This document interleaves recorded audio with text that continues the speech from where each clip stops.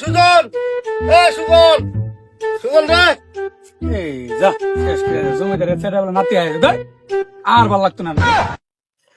সুজন, সুজন, আরে ভাই তুমি আরে ভাই, এই তো সামনে যাইতেছিলাম ভাই।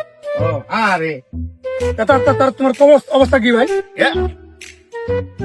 তুই আসলে বুঝছ আমার গেটা দাস না গেটা তো তোমার জমিদারের নাতি, মাঝে মাঝে দেখা যায় আরে।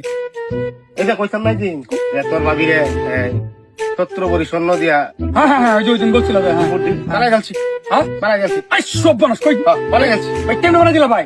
ওই যে দান দিবে চলছিল এই ভাই ভাই কুল হইছে না? আবার দিলা কুইছি মানে আরে জমিদারের বুঝছ না। আচ্ছা আচ্ছা আলাদা আচ্ছা ভাই জমিদার নাতিন গোবর কি দেখতে কেমন দেখা যায়?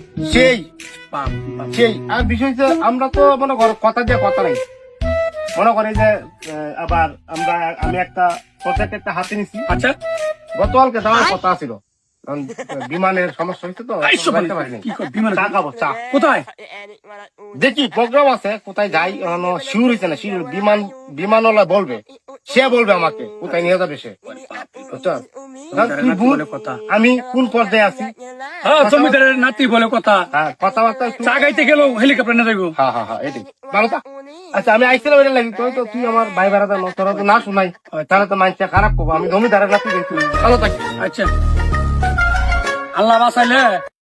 আল্লাহ বাঁচালে বুঝছেন, এরকম জমিদার চাপাবাজ নাদের সামনে কেউ ফইরেন না ভাই। আপনাকে বলি মানে প্রত্যেক দিন আইসা আমার যা বিরক্ত করে করে আমার চাপা মারিয়া আমার জীবন আমি সামনে আর সামনে পড়লেই শুধু চাপা মার দেয় আমার জীবন